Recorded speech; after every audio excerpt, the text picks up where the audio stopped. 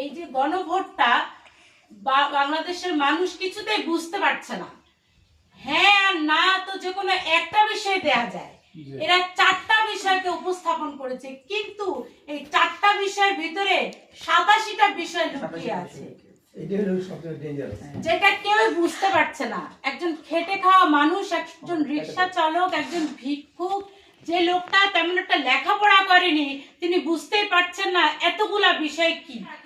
তারা আবার গণভোটে আরেকটা পয়েন্ট নিয়ে আসছে, বলছে যে সংবিধান সংস্কার করবে। 1971-এর সংবিধানকে কেন তারা সংস্কার করতে চায়?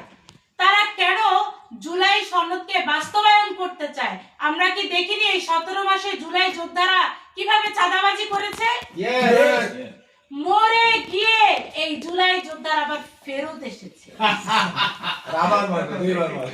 তারপর এই জুলাই যোদ্ধারা ডিম তাদের গায়ে পড়লে তারা আহত হয়, টুপির উপর দিয়ে তারা ব্যান্ডেজ করে। তাহলে যে জুলাই যোদ্ধারা এই 17 মাসে এত নাটক, এত মব, এত চাঁদাবাজি, এত খুন খারাপি, এত গালাগালি করে, তাহলে তাদেরকে আমরা স্বীকৃতি দিব কেন?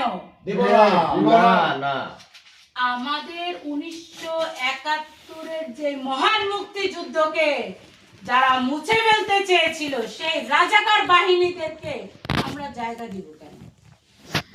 তাদের তো জিহ্বা টেনে ছিঁড়ে ফেলা উচিত, তাদের তো চোখ গালিয়ে দিয়ে পাকিস্তান পাঠিয়ে দেওয়া উচিত, যারা বাংলাদেশটাই চায়নি।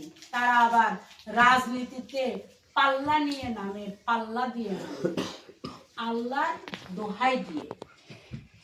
আমরা এগুলো বাংলাদেশের নাগরিকের পক্ষ থেকে, একজন সচেতন মানুষের পক্ষ থেকে, নতুন ধারা বাংলাদেশের পক্ষ থেকে বলবো যে এই যে গণভোটের নামে যে বাটপারি, যে ষড়যন্ত্র, এই ষড়যন্ত্রকে বয়কট করতে হবে।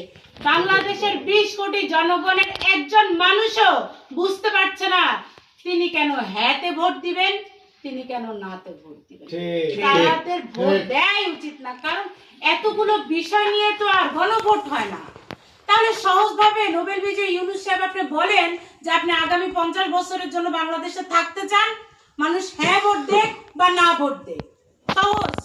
আপনারা তো ঘুরিয়ে পেঁচিয়ে মানুষকে এত কাহিল করে ভোটের, আমার টাকা দিয়ে, জনগণের টাকা দিয়ে, এত টাকা খরচ করে ভোটের আয়োজন